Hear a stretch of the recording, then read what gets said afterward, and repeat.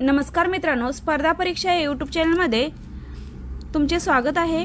मित्रांनो, इयत्ता 4थी आणि इयत्ता 5वी स्कॉलरशिपसाठी आपण सराव प्रश्नपत्रिका सुरू केल्या होता। हे प्रश्न तुमच्यासाठी खूप महत्त्वाचे असणार आहेत। सराव प्रश्नपत्रिकेमध्ये तुम्हाला मराठी व्याकरणावरती तसेच उत्तरावरती प्रश्न विचारले जाणार आहेत।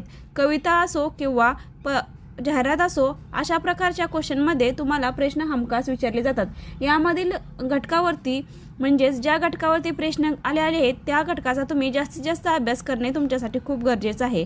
त्यासाठी तुम्हाला प्रश्नपत्रिकेचा सराव हा खूप महत्त्वाचा आहे। इयत्ता 5वी स्कॉलरशिपची परीक्षा जवळ आलेली आहे, परंतु इयत्ता 4थीची परीक्षा अजून लांब आहे, तरीसुद्धा तुम्हाला जास्तीत जास्त सराव करावा लागणार आहे। परीक्षा जवळ आली तरी सुद्धा तुम्ही प्रश्नपत्रिका सोडवणे खूप गरजेचं आहे। जोपर्यंत तुम्ही प्रश्नपत्रिका सोडवत नाही, प्रश्नांचा सराव करत नाही, प्रश्न कशा प्रकारे येत नाहीत हे समजत नाही, तोपर्यंत तुम्ही स्कॉलरशिपसाठी पात्र होणार नाही। त्यामुळे तुम्हाला प्रत्येक व्हिडिओ हा खूप महत्त्वाचा असणार आहे। तर चला करूया आज मराठीच्या व्याकरणावरती 25 प्रश्न। आता हे प्रश्न तुम्हाला हे प्रश्नपत्रिकेमधीलच प्रश्न असणार आहेत, परंतु तुमचा सराव व्हावा म्हणून मी फक्त 25 प्रश्नांचा तुम्हाला व्हिडिओ बनवून देत आहे। तर व्हिडिओ शेवटपर्यंत नक्की बघा आणि जर तुमच्या कोणी जो विद्यार्थी असतील तर त्यांना सुद्धा हा व्हिडिओ पाठवण्याचा प्रयत्न करा। तर चला करूया सुरुवात। पहिला प्रश्न आहे उतार्यावरती आणि त्यासाठी आपल्याला काय करावं लागणार आहे, उतारा वाचून घ्यावा लागणार आहे। तर बघा, आळशी माणूस हा सतत आरामाची अपेक्षा करत असतो। आळशी माणूस हा सतत काय करत असतो, आरामाची अपेक्षा करत असतो। तर खरा काम करणारा माणूस आराम हराम आहे असे मानतो। रात्रीचे 5-6 तास झोप ही विश्रांतीसाठी पुरेशी असते, इतर वेळी त्यांनी सतत काम करत राहावे, उगाचाच बसून राहिल्याने अंगात आळस वाढतो। काळ हा सतत पुढे जात असतो, तो कोणासाठीही थांबत नसतो, आपण तो आळसात व्यर्थ दौडू नये।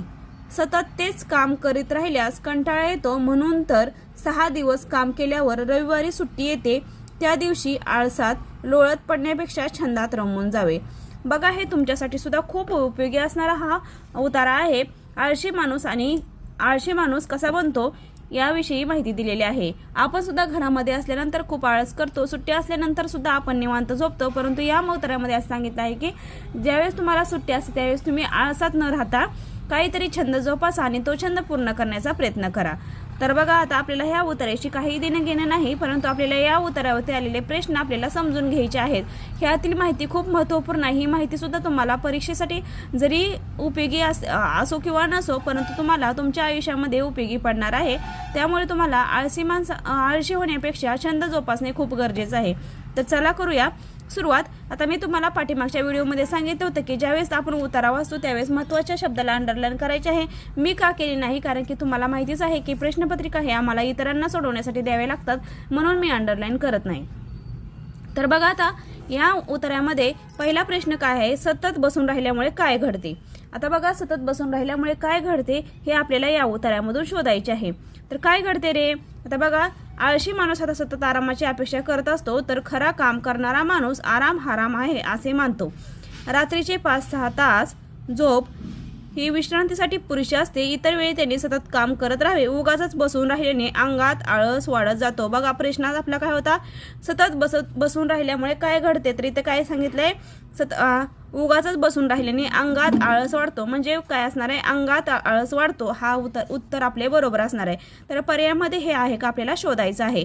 तर पर्यायामध्ये आहे का, शरीराला आराम मिळतो, मन प्रसन्न होते, शरीरात आळस वाढतो, कार्य पूर्ण होते। तर आपला 3 नंबरचा पर्याय बरोबर असणार आहे, शरीरामध्ये आळस वाढतो। त्यानंतर बघा, रविवारी सुट्टीच्या दिवशी काय करावे।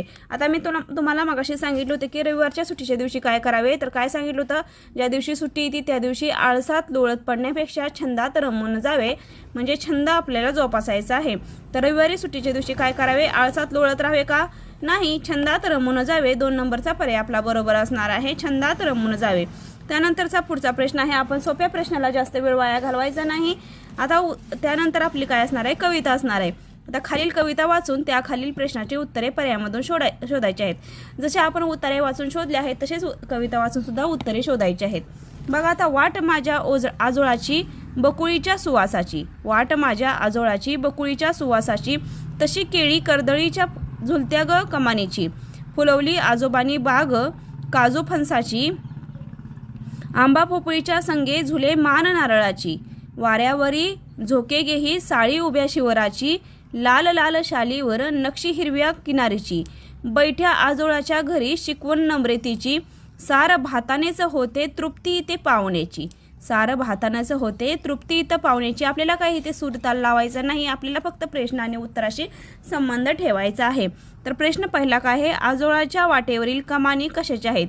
आंजोळीच्या वाटेवरील कमानी कशा आहेत? बकुळीच्या, कर्दळीच्या, नारळाच्या, पोपळीच्या. तर आपल्याला काय तर आजोळीच्या वाटेवरील कमानी कशा आहेत? बघा, वाट माझ्या आजोळाची बकुळीच्या सुवासाची. कशाच्या आहेत? बकुळीच्या सुवासाची. तशी केळी कर्दळीच्या झुलत्या ग कमानीची. आता इथे काय सांगितलंय? बकुळीच्या सुवासीची सांगितली. म्हणजे जर सुवासीचा प्रश्न आला असता तर उत्तर काय आलं असतं आपलं? बकुळीच्या आलं असतं. परंतु काय सांगितले आपल्याला? कमानी कशाची आहेत? कमानी. मग कशाची आहेत कमानी? तशी केळी कर्दळीच्या झुलत्या ग कमानीची. कर्दळीच्या हे उत्तर आपलं बरोबर असणार आहे. पर्यायामध्ये आहे का बघायचं आहे आपलं.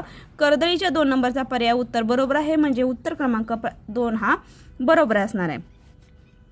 दुसरा प्रश्न बघा, आजोळच्या घरामध्ये कशाची शिकवण मिळते? आता आजोळच्या घरामध्ये कशाची शिकवण मिळते? इथेच आहे बघा. आजोळच्या घरी शिकवण नम्रतेची, सार भातानेच होती तृप्ती इथे पावण्याची. कशाची मिळते? शिकवण नम्रतेची. नम्रतेची आहे का पर्यायामध्ये शोधायचं आहे? प्रेमाची, नम्रतेची, सत्तेची आणि परोपकाराची. तर 2 नंबरचा पर्याय आपला बरोबर असणार आहे. नम्रतेची शिकवण मिळते. आजोळच्या घरी कशाची शिकवण मिळते?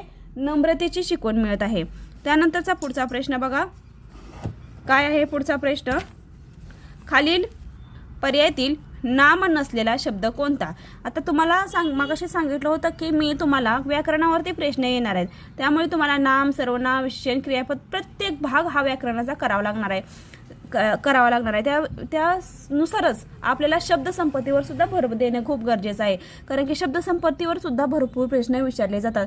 त्यामध्ये तुम्हाला जर अलंकारिक शब्द, समुदर्शक शब्द, विरुद्धार्थी शब्द, समानार्थी शब्द, वाक्यप्रचार, म्हणी, घरदर्शक शब्द या सर्व गोष्टीचं तुम्ही जर पाठांतर केलं तर तुम्हाला मराठीमध्ये एकही प्रश्न तुमचा जाणार नाही. व्याकरणावरती किती 5 ते 6 प्रश्न असतात, परंतु ते लिंग, वचन, नाम, सर्वनाम, विशेषण, क्रियापद हे तर सोपं असतंय, परंतु तुम्हाला शब्दसंपत्तीवर भर देणं खूप गरजेचं आहे. तुम्हाला पाठांतराचा भाग जेवढा होईल तेवढा तुम्ही प्रयत्न करा. प्रयत्न करून सुद्धा तुम्हाला मराठीच्या व्याकरणावरती 25 प्रश्नाचे 25 प्रश्न बरोबर आले पाहिजेत. बघा, आता खालील पर्यायातील नाम नसलेला शब्द कोणता? तर नाम आपण कशाला म्हणतो? नाम आपल्याला कशाला? दातृत्व, उदारता, सौंदर्य हे कसले आहेत रे? दातृत्व, उदारता असं. नामामध्ये पण विशेष नाम, सामान्य नाम, भाववाचक नाम असे 3 प्रकार पडतात. सामान्य नाम, विशेष नाम आणि भाववाचक नाम. आता काय होतंय? नाम नसलेला शब्द कोणता विचारले आपल्याला. आता बघा, नाम नसलेला शब्द विचारलेला आहे, परंतु आता बघा, दातृत्व, उदारता, सौंदर्य आणि कोमल. परंतु इथे मला तर एकाच ठिकाणी फक्त कोमल होते, म्हणजे काय असणार आहे? इथे प्रश्न चुकीचा असणार आहे. नाम असलेला शब्द असणार आहे, कारण की कोमल हे मुलीचं नाव असते, म्हणजे 4 नंबरचा पर्याय आपला काय असणार आहे? बरोबर असणार आहे. इथे दुरुस्त करून घ्या. त्यानंतर बघा, काल सकाळी चंद्र पाऊस पडत होता. चंद्र पाऊस पडत होता या वाक्यातील चुकीचा भाग ओळखायचा आहे. काल सकाळी चंद्र पाऊस पडत होता या वाक्यातील चुकीचा भाग ओळखायचा आहे. मग आपल्याला काय करायचं आहे? चंद्र, पाऊस, सकाळ आणि पडत होता या 4 ते 5 शब्दापासून आपल्याला कोणतं वाक्य तयार होतं हे पहिल्यांदा पाहायचं आहे. जर यामधून जर कोणता भाग वगळता आला तर तो भाग म्हणजे काय असणार आहे? आपला चुकीचा असणार आहे. आता सकाळी काय? चंद्र पडत होता होते का? कारण की पडत होता तर आपल्याला घ्यावंच लागणार आहे, कारण की ते क्रियापद आहे. बघा, आता सकाळी चंद्र पडत होता नाही येणार. चंद्र पाऊस पडत होता नाही येणार. सकाळी पाऊस पडत होता म्हणजे हे वाक्य तयार होते. बघा, सकाळी पाऊस पडत होता हे वाक्य तयार होते, म्हणजे आपला चुकीचा पर्याय कुठला येणार आहे? चंद्र येणार आहे. मग चंद्र पर्यायामध्ये आहे का? 2 नंबरला आहे, म्हणजे चंद्र हे काय असणार आहे? चुकीचं असणार आहे. 2 नंबरचा पर्याय आपला काय असणार आहे? चुकीचं असणार आहे. मग आपलं वाक्य तर कुठलं तयार होतंय? सकाळी पाऊस पडत होता हे वाक्य आपलं काय होते? तयार होते. त्यानंतरचा पुढचा प्रश्न बघा, खालीलपैकी शुद्ध शब्द कोणता? खालीलपैकी शुद्ध शब्द कोणता? पहिलीपासून, किंतु, किलबिलाट, परिस्थिती. आता पहिलीपासून हा शब्द कसा तयार होतो? ही हला पहिली वेलांटी पाहिजे, त्यामुळे तुम्हाला मगाशीच मी सांगितलं होतं तुम्हाला शब्दसंपत्तीवर भर देणे गरजेचं आहे. शुद्ध शब्द, अशुद्ध शब्द या घटकावरती सुद्धा तुम्हाला प्रश्न विचारले जातात, त्यामुळे तुम्हाला शुद्ध शब्द सुद्धा ओळखता आले पाहिजेत. यासाठी तुम्हाला मराठीचा अभ्यास करणे खूप गरजेचं आहे. आता पहिलीपासून हला काय पाहिजे होतं, पहिली वेलांटी पाहिजे होते, म्हणजे हा शब्द बरोबर आला असता. म्हणजे पहिलीपासून हा शब्द काय असणार आहे, चुकीचा असणार आहे. त्यानंतर किंतु, किंतु बरोबर आहे. कला पहिली वेलांटी अनुसार आणि तू म्हणजे किंतु हे काय असणार आहे, बरोबर असणार आहे. त्यानंतर किलबिलाट, किलबिलाटला पण पहिली वेलांटी पाहिजे होते, त्यामुळे हा सुद्धा पर्याय चुकीचा असणार आहे. परिस्थिती मग इथं काय पाहिजे होतं, रला पहिली वेलांटी पाहिजे होते, म्हणजे हा सुद्धा पर्याय काय असणार आहे, चुकीचा असणार आहे. म्हणजे आपला पर्याय क्रमांक किती बरोबर असणार आहे, 2 हा पर्याय क्रमांक बरोबर असणार आहे. त्यानंतरचा पुढचा प्रश्न बघा, खालील शब्द वाक्यात आलेला वाक्यप्रचार ओळखून त्याचा अर्थ पर्यायामधून निवडायचा आहे. खालील वाक्यात आलेला वाक्यप्रचार ओळखून त्याचा अर्थ पर्यायामधून निवडायचा आहे. बाबांनी बोलल्यामुळे आईच्या जिव्हारी लागले. वाक्यप्रचार ओळखायचा आहे. बाबांनी बोलल्यामुळे आईच्या जिव्हारी लागले. आता इथं शब्द म्हणजे टायपिंग मिस्टेक असणार आहे. जिव्हारी लागणे म्हणजे जीवाला लागणे आपण म्हणतो बघा, जीवाला लागणे. आता बघा इथं काय, बाबांनी बोलल्यामुळे आईच्या जिव्हारी लागले. तर खूप घाणेने का मर्मावर आघात होणे, मर्मावर आघात होणे हे असू शकते, कारण की बाबाने बोलल्यामुळे आईच्या जीवाला लागले म्हणजे आपल्याला काय खूप वाईट वाटले, आपल्या मनावर आघात झाला, किंवा म्हणजे ते इथं मनावर आघात होणे किंवा असं पाहिजे म्हणजे वाईट वाटतं, किंवा तुम्हाला जरी तुमचे बाबा आई काही बोलले तर तुम्हाला खूप वाईट वाटतं किंवा दुःख होतं, तसं मर्मावर आघात होणे हा पर्याय बरोबर असणार आहे. खूप घाम येणे, कोण बोललं तर खूप घाम येतो का आपल्याला, नाही, भीती वाटते, पण कधी कधी घाम येतो असं पण काही नाही. खूप घाबरणे, हा घाबरणे पण होऊ शकतं, परंतु इथं वाक्यात तयार होणारं काय असतंय, बाबांनी बोलल्यामुळे आईच्या जीवाला लागणे या शब्दावरती आपल्याला वाक्यप्रचार तयार करायचे. म्हणजे मनावर आघात होणे म्हणजे मर्मावर आघात होणे 1 नंबरचा पर्याय आपला काय असणार आहे, बरोबर असणार आहे. त्यानंतरचा खालील प्रसंगास अनुसरून योग्य म्हण निवडा. सतत आपसात भांडणाऱ्या राजू आणि संजूला एकमेकांची कोणतीच गोष्ट आवडत नाही. सतत आपसात भांडणाऱ्या राजू आणि संजूला एकमेकाची कोणतीच गोष्ट आवडत नाही म्हणजे एकमेकाची गोष्ट आवडत नाही. काय येणार मग, म्हण निवडायची आपला. सतत भांडणं केल्यामुळे म्हणजे कुणाला, संजूला एकमेकाची कोणतीच गोष्ट आवडत नाही, राजू आणि संजूला, म्हणजे काय, नावडतीचे मिटाळणी हे तयार होऊ शकतं. लेकी बोले सुनी लागे होईल का, नाही. 4 दिवस सासूचे 4 दिवस सुनेचे नाही होणार. तुझे माझे जमेना तुझ्याशिवाय नाही, तुझे माझे जमेना हे नाही जमणार, कारण की जर जमत असेल तर भांडणं होतात, परंतु ते त्यांचं जमतंय, परंतु इथं काय होतं, एकमेकाची कुणालाच गोष्ट आवडत नाही म्हणजे हा पण पर्याय येणार नाही. मग काय होणार आहे, नावडतीचे मिटाळणे हा पर्याय 1 नंबरचा आपला काय असणार आहे, बरोबर असणार आहे. त्यानंतरचा पुढचा प्रश्न घेऊया आपण. आता त्यानंतरचा पुढचा प्रश्न आहे, मुलांनो दंगा करू नका, गुपचूप फळ्यावरील उदाहरण सोडवा. बघा, मुलांनो दंगा करू नका, काय हा संवाद आहे. आता संवादामध्ये पहिला वाक्य काय असतं, आता पहिला प्रश्न आहे तर संवादामधील व्यक्तींची नावे लिहा. हा प्रत्येक संवादामध्ये येणारा प्रश्न असतो, त्यामुळे तुम्हाला संवाद असताना व्यवस्थित लक्ष द्यायचं की संवादामध्ये किती व्यक्ती आहेत हे लक्षात ठेवायचं आहे. मुलांनो दंगा करू नका, गुपचूप फळ्यावरील उदाहरण सोडवा. गुरुजी हा रामू उदाहरण सोडवत नाही. बघा आता मुलांनो दंगा करू नका, गुपचूप फळ्यावरील उदाहरण सोडवा. आता मुलांनो दंगा करू नका, गुपचूप फळ्यावरील उदाहरण सोडवा म्हणजे फळा कुठे असतो रे, शाळेत असतो. शाळेत कुठं, वर्गात असतो, बरोबर का. मुलांनो दंगा करू नका म्हणजे हे कुणाचं वाक्य झालं, गुरुजीचं वाक्य झालं मुलांसाठी, म्हणजे कोण असणार आहे, गुरुजी असणार आहे. आता परत काय, गुरुजी हा रामू उदाहरण सोडवत नाही. बघा म्हणजे एक कुठला तर मुलगा उठतो आणि म्हणतो की गुरुजी हा रामू उदाहरण सोडवत नाही, म्हणजे किती व्यक्ती झाले, गुरुजी आणि तो मुलगा, म्हणजे किती व्यक्ती झाले, 2 झाले. त्यानंतर मग काय करतोय तो, म्हणजे गुरुजीच त्यांना बोलतात की मग काय करतोय तो, गुरुजी तो पोपटाचे चित्र काढत होता. गुरुजी तो पोपटाचे चित्र काढ म्हणजे तो मुलगा जो म्हणला होता की रामू उदाहरण सोडवत नाही, तो काय म्हणतोय, तो पोपटाचे चित्र काढत होता. काय रे रामू उदाहरण सोडवायला सांगितले ना, आता गुपचूप उदाहरण सोडव पाहू. आणि काय रे रामू उदाहरण सोडवत नाही हे तुला कसं समजले, म्हणजे आतापर्यंत जो व्यक्ती, जो मुलगा गुरुजीला बोलत होता तो कोण होता, शामू होता. काय रे रामू उदाहरण सोडत नाही हे तुला कसं समजले, गुरुजी तो माझ्याकडेच बघत होता, मी पोपट कसा काढतोय ते. म्हणजे कोण म्हटलं मग, रामू म्हटला की, शामू म्हटला की गुरुजी तो माझ्याकडेच बघत होता, तो पोपट कसा काढतो, तो कोण पोपट काढत होता, रामू काढतोय. म्हणजे बघा रामू, शामू आणि गुरुजी हे किती व्यक्ती झाले, 3 व्यक्ती झाले. 3 व्यक्ती झाले, रामू शामू हे किती व्यक्ती झाले, 3 व्यक्ती झाले. म्हणजे किती, वरील संवादात किती व्यक्तीने प्रत्यक्ष भाग घेतला आहे, 3 व्यक्तीने घेतला आहे बघा, 3 व्यक्तीने घेतलेला आहे. 1 नंबरचा पर्याय आपला काय येणार आहे, बरोबर येणार आहे. 3 व्यक्तीने भाग घेतलेला आहे. वरील संवाद कुठे घडला आहे, शाळेत, वर्गात, मैदानावर, घरात. तर आता शाळेत पण असू शकतं, जर वर्गातला जर पर्याय नसता तर शाळेत असू शकतात, परंतु वर्गात हा पर्याय आहे, त्यामुळे वर्गातला हा उत्तर बरोबर असणार आहे. तर पोपटाचे चित्र काढणारी व्यक्ती कोण आहे, पोपटाचे चित्र काढणारी व्यक्ती कोण आहे, कोण होते रे, श्यामू होत्या, बरोबर का नाही. पोपटाचे चित्र कोण होतं, श्यामू होतं, म्हणजे पोपटाचे चित्र काढणारी व्यक्ती कोण होती, श्यामू होती. 2 नंबरचा पर्याय आपला काय असणार आहे, बरोबर असणार आहे. त्यानंतर बघा आता पुढचा प्रश्न आहे, ज्वालामुखीचा जीवसृष्टीला लाभ.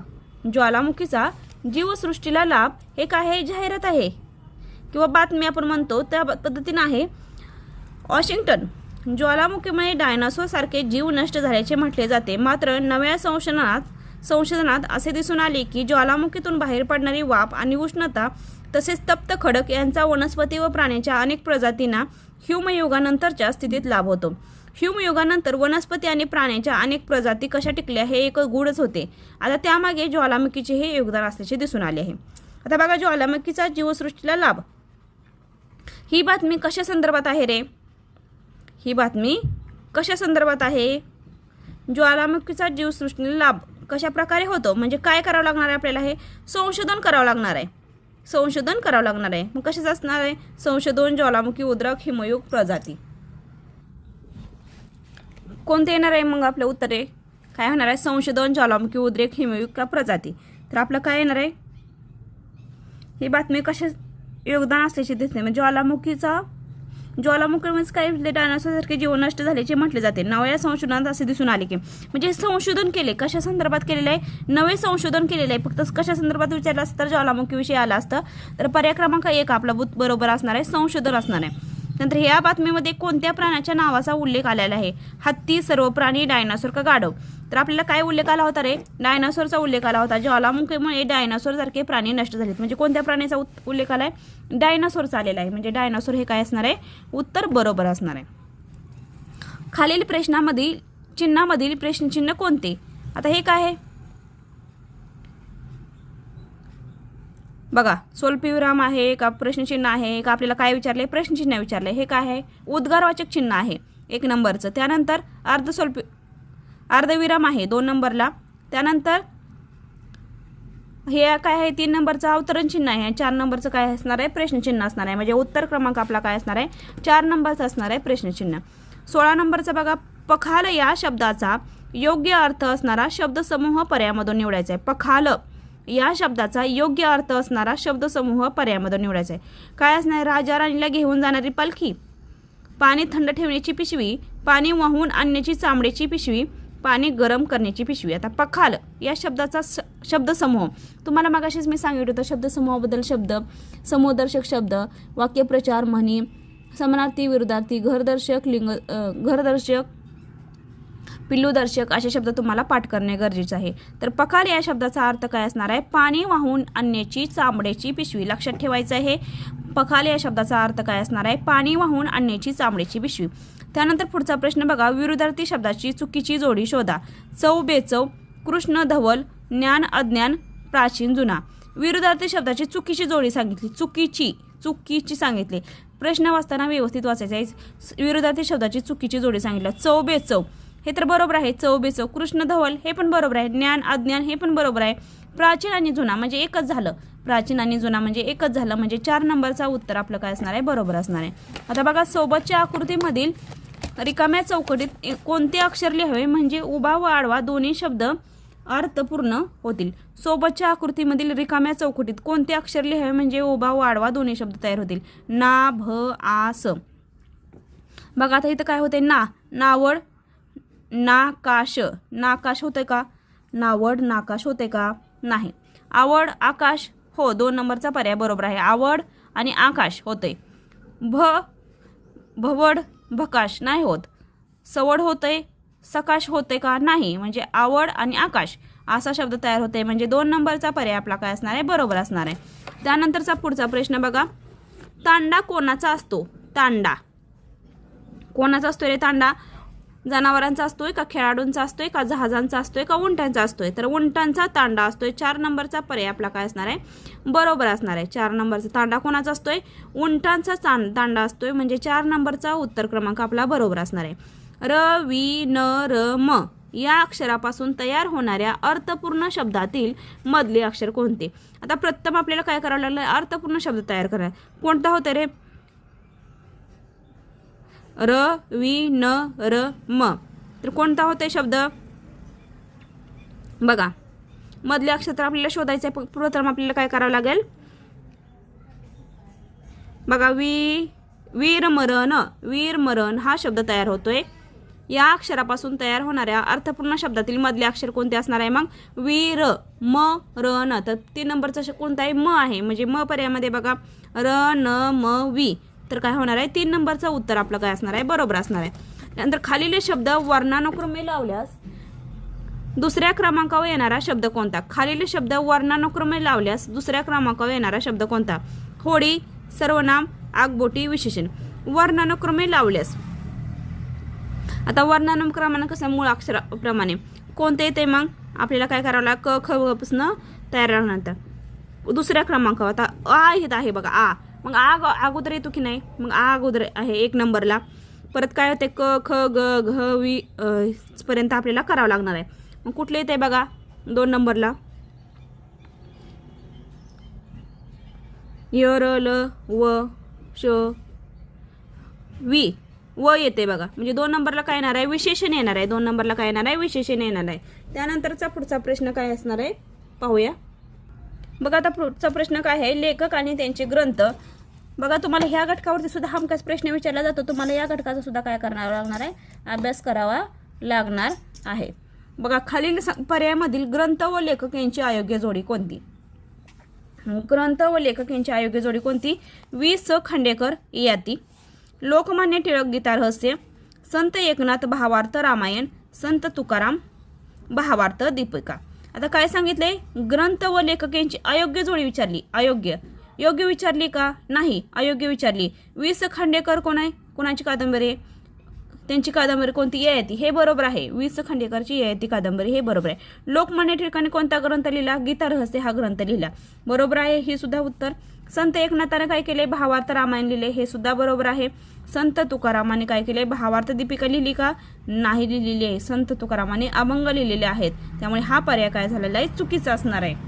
त्यानंतरचा पुढचा प्रश्न बघा, खालील वाक्यातील पहिल्या अधोरेखित शब्दाचा अर्थ पर्यायामधून निवडायचा आहे. कपटी डाव करणाऱ्यांचा डाव नेहमी उलटा पडत होता. काय केलेले? पहिल्या अधोरेखित शब्दाचा अर्थ पर्यायामधून निवडायचा आहे. पहिला अधोरेखित शब्द काय केले? कपटी डाव करणाऱ्यांचा डाव नेहमी उलटा पडत होता. तर बघा, 2 डाव आहेत पण इथं अर्थ वेगळे येत. कपटी डाव म्हणजे तुम्ही एखादं कटक कारस्थान म्हणजे काहीतरी तुम्ही त्याच्याविषयी रचलं असणार आहे असं त्याचा अर्थ होतो. आणि करणाऱ्याचा डाव म्हणजे त्याचा डाव नेहमी उलटा पडत असतो. आता कपाट, खेळ, वेळ, कारस्थान. तर मी काय म्हणलं? कपट कारस्थान. बरोबर आहे. तर डावचा काय होतं? कपट कारस्थान हा अर्थ होतो. बघा, डावचा अर्थ काय होतो? कारस्थान हा पहिल्या ह्याचा अर्थ होतो. म्हणून पर्याय क्रमांक 4 हे काय असणार आहे? आपलं बरोबर असणार आहे. त्यानंतर खालील वाक्यातील अचूक विधेय भाग वळका. उद्या भारत गावाला जाणार आहे. उद्या भारत गावाला जाणार आहे. तर काय विधेय वळकायला सांगितले आपल्याला? विधेय वळकायला सांगितले म्हणजे विधेय काय? तर वाक्यच वळकायला. अचूक म्हणजे बरोबर सांगितलेलं आहे. तर काय येणार? उद्या गावाला जाणार आहे. उद्या गावाला जाणार हे काय आहे? उद्देश आहे. भारत हे काय आहे? उद्देश आहे. उद्या गावाला जाणार आहे काय आहे? विधेय आहे. म्हणजे 4 नंबरचा पर्याय आपला काय असणार आहे? बरोबर असणार आहे. त्यानंतरचा बघा 25वा प्रश्न आहे. खालीलपैकी कोणत्या पर्यायामध्ये एकवचनी नाम आलेले आहे? कोणत्या पर्यायामध्ये काय केलेलं आहे? एकवचनी नाम आलेलं आहे. शंका, ससे, रस्ते, जाती. आता बघा, शंका, ससे, रस्ते एकवचने. एक ससा अनेक ससे, एक रस्ता अनेक रस्ते, एक जात अनेक जाती. शंका, एक शंका अनेक शंका म्हणजे ते एकवचनी पण आहे, एकवचने आहे. शंका काय आहे? एकवचने आहे. एक शंका. आणि बघा, ससे एक ससा. एक ससा म्हणजे काय? एकवचनी.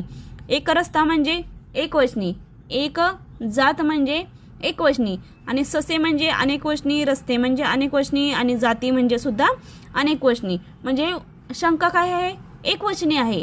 हेच तुम्हाला समजलं पाहिजे की तुम्हाला ज्यावेळेस येत नाही त्यावेळेस तुम्हाला एकवचनी काय अनेकवचनी काय हे तुम्हाला शब्द धरून तुम्हाला करता आले पाहिजेत. अशा प्रकारे तुम्हाला काय होणार आहे समजणार आहे. तर आपला उत्तर क्रमांक काय असणार आहे शंका. म्हणजे एकवचनी नाम कोणतं आहे शंका आहे. म्हणजे आपण काय केले आज काय केले मराठीचे 25 प्रश्न पाहिलेले आहेत. तुम्ही जर म्हणत असाल की मराठीचा अगोदर, कारण मराठीमध्ये सुद्धा भरपूर विद्यार्थ्याचे मार्क जातात. मराठी सोपं नसतंय. ज्याला वाटतं की मराठी खूप सोपं आहे त्याचे तर प्रश्न हमखास चुकतात. त्यामुळे मराठीचा अभ्यास करणे तुमच्यासाठी खूप गरजेचं आहे. आज अशा प्रकारे आपण काय केलेलं आहे मराठीच्या 25 प्रश्नांचा अभ्यास केलेला आहे. आणि आजचा व्हिडिओ तुम्हाला कसा वाटला हे कमेंट बॉक्समध्ये नक्की सांगा. जर काही अडचण असेल तर सुद्धा कमेंट बॉक्समध्ये सांगायला विसरू नका. व्हिडिओ आवडला तर लाईक करा, शेअर करा आणि सबस्क्राईब करा. धन्यवाद.